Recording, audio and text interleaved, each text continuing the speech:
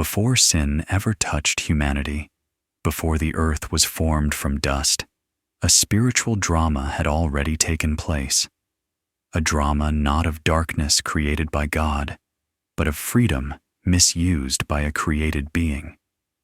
This is the story of the first fall, not the fall of humanity, but the fall of a creature who chose himself over his Creator.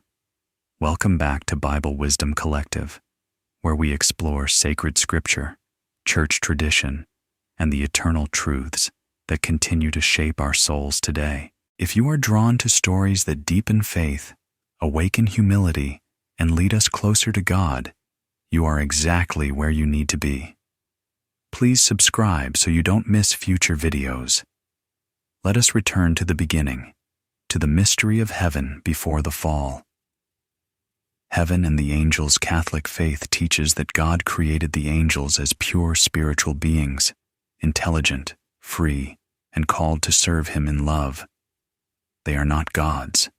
They are creatures. Everything they possess, their beauty, their power, their wisdom, comes from God alone. From the beginning, the angels were called to adore God freely, a call that could be accepted in love or rejected in pride. The rise of pride.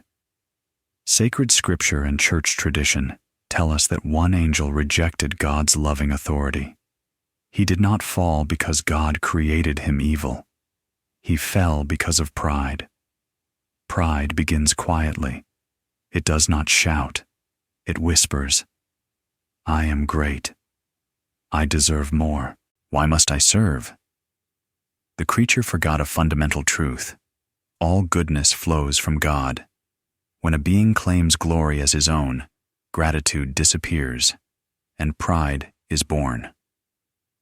A free and final choice. The Church teaches that the fall of the angels was the result of a free and definitive choice to reject God and His plan. This rebellion was not a desire for freedom. It was a refusal to worship. To reject God is not to gain independence. It is to cut oneself off from the source of life. And so, the angel who turned away from God became what Scripture calls Satan, the adversary, not because God changed him, but because he chose separation from love. The spiritual battle.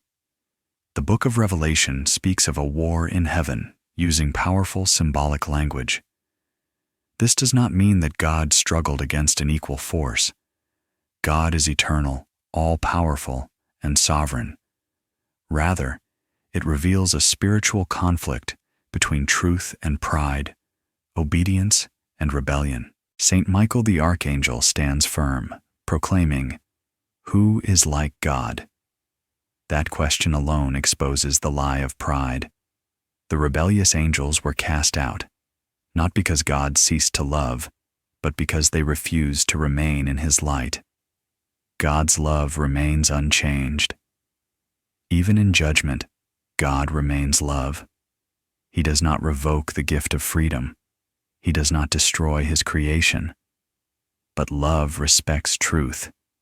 To choose against God is to accept the consequences of that choice. Heaven was not weakened by the fall. It was purified. The faithful angels did not serve out of fear. They served out of trust. Their obedience was not slavery.